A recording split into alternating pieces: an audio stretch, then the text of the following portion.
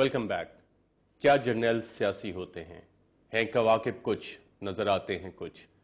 क्या जनरल अशफाक परवेज कियानी की मुद्दत मुलाजमत में तोसी किसी बड़ी सियासी मनसूबाबंदी का हिस्सा है?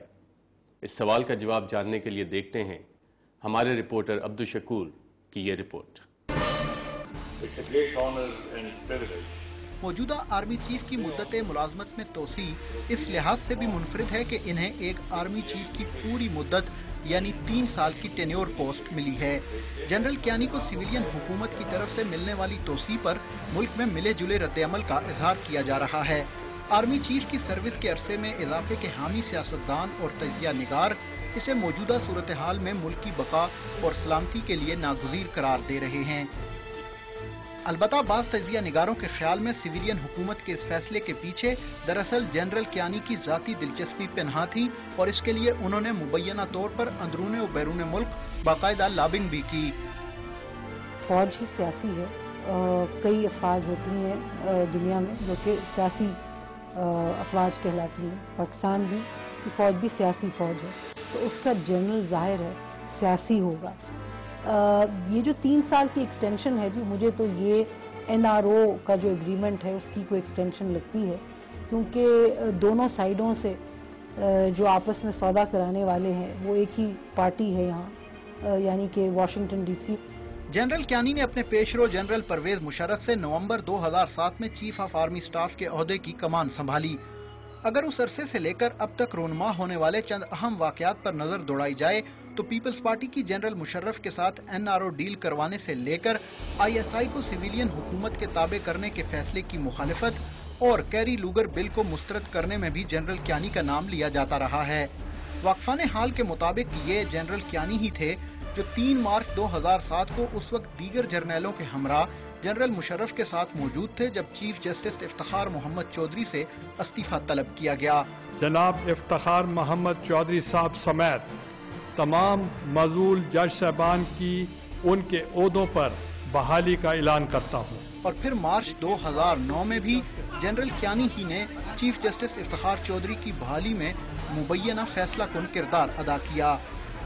मुबस्सिरीन वज़ीर-ए-आज़म यूसुफ रज़ा गिलानी के उस बयान को भी खासा अहम करार दे रहे हैं जिसमें उन्होंने जनरल कियानी को मिलने वाली तोसी के बाद मुल्क के चारों बड़ों यानी सदर, वज़ीर-ए-आज़म, चीफ जस्टिस और आर्मी चीफ का मुस्तकबिल 2013 तक महफूज होने की नवीद सुनाई।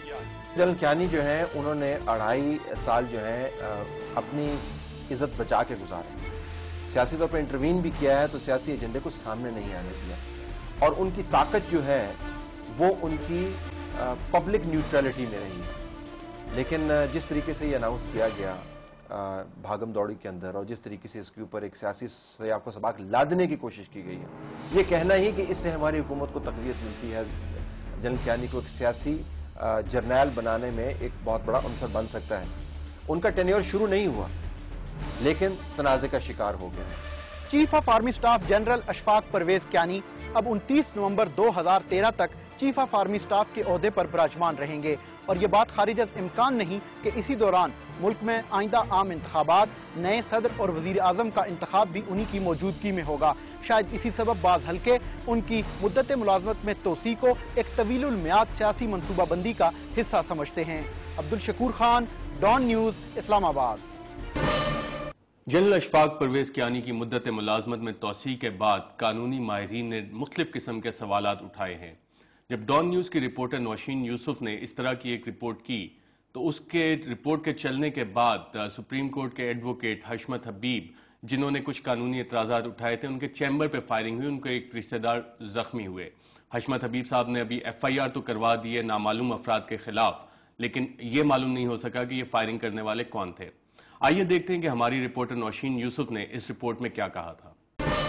आर्मी एक्ट 1952 ने किसी फौजी अफसर की मुद्दत मुलाजमत में तोसी का जिक्र तक नहीं। रूल बनते हैं उसके तहत, जिसके तहत डिस्कशन के एक्सटेंशन ट्रांसफर, ये असल में मखसूस मुद्दत के लिए होता है। आर्मी चीफ का ओहदा 3 साल के लिए, तो इसकी कोई परमिसिबल है ही नहीं। लोग ये गलत करें जी, साइलेंट है, साइलेंट नहीं, there is no such rule.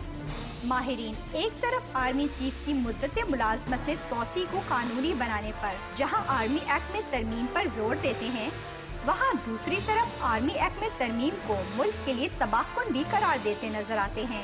Act में अगर कोई चेंज करेंगे तो वो फिर पार्लियामेंट ही करेगी। एक बंदे को आप एक्सटेंशन दे देते तो इन फ्यूचर अगर कोई और चीफ ऑफ आर्मी स्टाफ है तो वो इस प्रेसिडेंट की बेस पे कोर्ट में भी जा सकता है कि हाँ भाई फलां बंदे को तो आपने एक्सटेंशन दे दी थी। अगर आज रूल आर्मी का चेंज कर देंगे तो आर्मी में फिर जो ना पर्सनल लॉयल्टी शुरू हो जाएगी। दूसरी तरफ देखा जाए तो वजीर आजम को वफाकी हुकूमत के रूल्स ऑफ बिजनेस के तहत बुहरान की सूरत में सरकारी मुलाजमीन की मुद्दत मुलाजमत में 1 साल तक तोसी देने का इख्तियार हासिल है।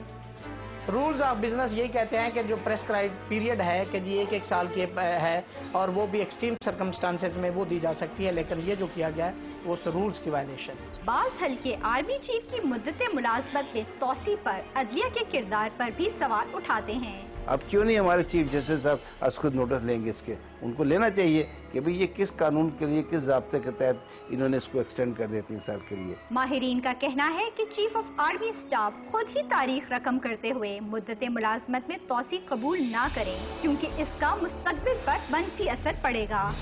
कानूनी माहिरीन का मौक़िफ़ है कि ना तो आर्मी एक्ट और ना ही वफाकी हुकूमत के रूल्स ऑफ बिजनेस किसी सरकारी मुलाजिम की मुद्दत मुलाजमत में यकमुश्त 3 साल की तोसी की इजाज़त देते हैं। उनकी राय में army chief general Ashfaq Parvez Kayani की मुद्दत मुलाजमत में 3 साल की तोसी को कानूनी शक्ल देने के लिए इन दोनों कवानीन में तरमीम की जरूरत है। Nausheen Yousuf, Dawn news, Islamabad. क्या जर्नल सियासी होते हैं और किस हद तक सिविलियन हुकूमतों को फॉरेन पॉलिसी को असरअंदाज करते हैं, और जनरल कियानी की मुद्दत मुलाजमत में तोसी के पीछे और कौन से अवामिल हैं? इस मौजू पे मजीद बात करेंगे एक वक्फे के बाद।